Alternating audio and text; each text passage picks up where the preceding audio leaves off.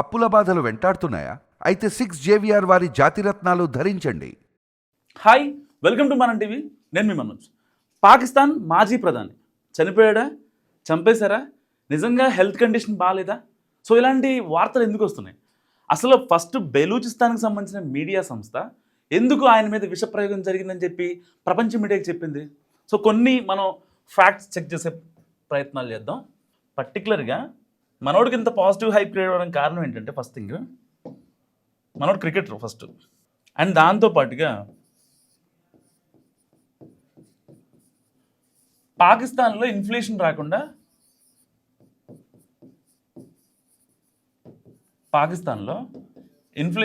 చాలా జాగ్రత్త పడ్డాడు.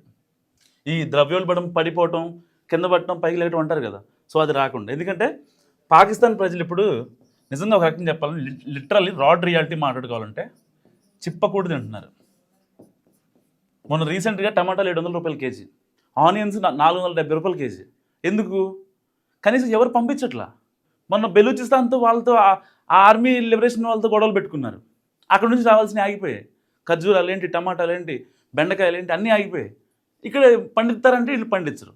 వీళ్ళు ఎంత మట్టుకు ఏముంటుంది, ఓన్లీ అక్కడ ఉన్న ఆర్మీ చెప్పు చేతల్లో వింటూ మాట్లాడుతూ టెర్రరిజానికి యాక్టివేట్ చేయడం. లేదు కాదు కూడదు అనుకుంటే ట్రంప్ మా మాటలు వింటారు. ట్రంప్ మా మాటలని పాకిస్తాన్లో ఉన్న ఏదైతే హ్యూమన్ రీసోర్సెస్ ఉన్నాయో వాటన్నిటినీ కూడా వేరే దేశాలకు అప్పగిస్తూ వాళ్ళు కొన్ని కార్యక్రమాలు చేసుకుంటూ ఎంతో అంతో ఐఎంఎఫ్ దగ్గర నుంచి అప్పులు ఇవ్వడం ఇలాంటివి చేస్తూ ఉంటారు. సో ఇంతకు మించి పాకిస్తాన్లో జరిగేది నా బొంద ఇంకేం లేదు. ఇంతకు మించి ఇంకేం ఉండదు. ఎక్కడో అప్పులు తెచ్చుకుంటారు, వాటిని కట్టుకుంటారు. లేదంటే అక్కడున్న టెర్రరిస్ట్ యాక్టివిటీ క్యాంప్స్కి సో దాదాపుగా 70% నిధులు కేటాయిస్తారు. సపోజ్ ఫర్ ఎగ్జాంపుల్ వీళ్ళు ఒక ఐఎంఎఫ్ దగ్గర నుంచి ఒక 100 కోట్లు డబ్బులు తెచ్చుకున్నారనుకోండి. ఒక 100 కోట్లు డబ్బులు తెచ్చుకున్నారంటే దాంట్లో 70 కోట్లు వీళ్ళు ఓన్లీ ఆర్మీకి కేటాయిస్తారు. పోనీ ఆ ఆర్మీ వాడేమన్నా దేశ ప్రయోజనాల కోసం, దేశ ప్రజల కోసం ఏమైనా చూస్తాడా? పొరపాటును కూడా చూడ్డు. వాడు ఎంత మట్టుకు పీఓకేలో నుంచి భారత్ మీద ఎలా క్షిపణులు ప్రయోగించాలి, దానికి సంబంధించిన మిసైల్స్ ఏంటి, ఎలా కొనుగోలు చేయాలి, వాళ్ళు ఏది 100 కోట్లతో కనీసం ఒక విమానం కూడా రాదు, యుద్ధ విమానం. వీళ్ళ ఆశలు అలా ఉంటాయి అన్నమాట. సో ఇలాంటి నేపథ్యంలో ఇప్పుడు ఇమ్రాన్ ఖాన్ జైల్లోనే చంపేశారు అన్నది ఎందుకు ఏంటంటే, ఇమ్రాన్ ఖాన్ కాస్త కూస్త అక్కడ ప్రజల యొక్క ప్రేమాభిమానాలని బాగా సాధించినటువంటి వ్యక్తి. ఒక రకంగా చెప్పాలంటే కొంచెం ప్రజల కోసం ఆలోచించాడు, అందరితో కలిసి కంపేర్ చేస్తే. సో ఇలాంటి నేపథ్యంలో రావల్పిండి జైల్లో ఉన్నాడు ఇమ్రాన్ ఖాన్. రావల్పిండి ప్రిజన్లో ఉంటే ఈయనని ములాఖత్కు కూడా కనీసం అట్లీస్ట్ వాళ్ళ అక్క చెల్లెళ్ళు వస్తే కనీసం కలవనివ్వలేదు. ఎందుకంటే వీళ్ళకి డౌట్ వచ్చింది ఎక్కడంటే 2023 ఆగస్ట్ నుంచి ఒక మనిషి జైల్లో ఉన్నాడు. అట్లీస్ట్ మంత్లో 4 సార్లు ఉంటుంది కదా ములాఖత్ అనేది, అందరికీ ఒకటేగా. ఇప్పుడు ఈయనేమి జనాలను దోచేయలేదు, జనాలను చంపేయలేదు, ఇంకా పెద్ద టెర్రరిస్ట్ ఏం కాదు. ఒక మాజీ ప్రధాని, ఒక మంచి మనసున్న వ్యక్తి. ఒక రకంగా చెప్పాలంటే పాకిస్తాన్ ప్రజల గురించి చెప్తున్నాను నేను. సో అంత మంచి వ్యక్తి అండ్ పాకిస్తాన్ మాజీ క్రికెటర్. సో కాస్త కోస్త మంచి మానవత్వం ఉంటుంది కదా, చచ్చిపోలేదు ఇంకా. కానీ పాకిస్తాన్ ఆర్మీ చీఫ్ మునీర్ కావచ్చు, పాకిస్తాన్ ప్రధాని షహబాజ్ షరీఫ్ కావచ్చు, సో వీళ్ళిద్దరూ చేసిన కుట్ర ఏంటంటే, మరి జైల్లో ఉన్నోడిని జైల్లోనే వేసేస్తే నెక్స్ట్ ఎలక్షన్స్లో ఇండిపెండెంట్గా ఎన్నికల్లో పోటీ చేయడు అనే ఒకే ఒక్క రీజన్తో జైల్లోనే విషప్రయోగం చేద్దాం అనుకున్నారు. అలా అని చెప్పి ఈ బెలూచిస్తాన్ ప్రెస్ సంబంధించిన వాళ్ళు ఏదైనా తప్పుడు ఇన్ఫర్మేషన్ ఇచ్చారంటే ఇచ్చింది తప్పుడేం కాదు.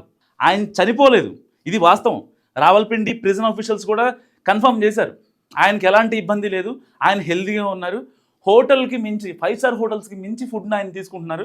సో ఆయన బతికే ఉన్నారని చెప్పి చాలా కరాఖండిగా అక్కడున్న రక్షణ శాఖ మంత్రి కూడా కాసిఫ్ ఎవరైతే ఉన్నారో ఆయన కూడా చెప్పాడు, లేదు ఆయన చనిపోలేదని చెప్పి. కానీ ఇతన్ని చంపాల్సిన అవసరం ఎందుకు వచ్చింది? నెక్స్ట్ ఇయర్ ఎలక్షన్స్ ఉన్నాయి. ఒక పక్క ద్రవ్యోల్బణం, ఇన్ఫ్లేషన్ పెరిగిపోతుంది, జీడిపి తగ్గిపోతుంది, పాకిస్తాన్ ప్రజలు అడుగు తింటున్నారు, కనీసం చపాతీలు చేసుకోవడం కూడా చపాతీ పిండి లేదు వాళ్ళ దగ్గర. ఇలాంటి సిచ్యువేషన్లో ఉన్నారు లిటరల్గా. సో ఇది ఇంకా కొనసాగాలి. బేసిక్గా ఇప్పుడున్న మునీర్కి కావచ్చు, షహబాజ్ షరీఫ్కి కావచ్చు, పాకిస్తాన్ ప్రజలు ఇంకా అడుక్కు తింటుంటే వాళ్ళు ఆత్మహత్యలు చేసుకొని ఆ పాపులేషన్ మొత్తం తగ్గిపోతే వీళ్ళు ఆ శవాల మీద పేలాలు ఎరుకుంటూ ఉంటారు లిటరల్గా. సో దానికోసం వీళ్ళు ఏం చేయాలో అర్థం కాని సిచ్యువేషన్లో ఇలాంటి విషప్రయోగాలు చేయడం. ఎందుకంటే ఆ మనిషి 2023 ఆగస్టు నుంచి జైల్లో ఉన్నాడంటే కనీసం నెలకు ఒకసారి ములాఖత్కి ఛాన్స్ ఎందుకు ఇవ్వకూడదు? ఎవరికైనా ఎందుకు డౌట్ రాదు? ఆబ్వియస్లీ వస్తుంది కదా. సో అదే నేపథ్యంలో ఎట్టి పరిస్థితుల్లో నెక్స్ట్ ఇయర్ జరుగుతున్న ఎలక్షన్ సంబంధించి వాటిలో పోటీ చేయకూడదు.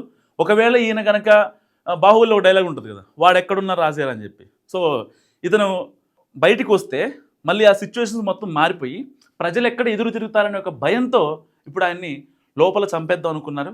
సో ప్లాన్ జరిగిందా లేదా అనేది సెకండరీ, కానీ ప్లాన్ జరిగిందన్న సిమ్టమ్స్ మాత్రం ఓన్లీ పాకిస్తాన్ ప్రజలకే కాదు, ప్రపంచ దేశాల ప్రజలకి అర్థమైపోయిన సిచ్యువేషన్. సో మరి చంపేస్తారా లేదా, ఆయన బయటికి చూపిస్తారా లేదా, మీరేమనుకుంటున్నారో మస్తు కామెంట్ చేయండి. చూస్తూనే ఉండండి మనం టీవీ.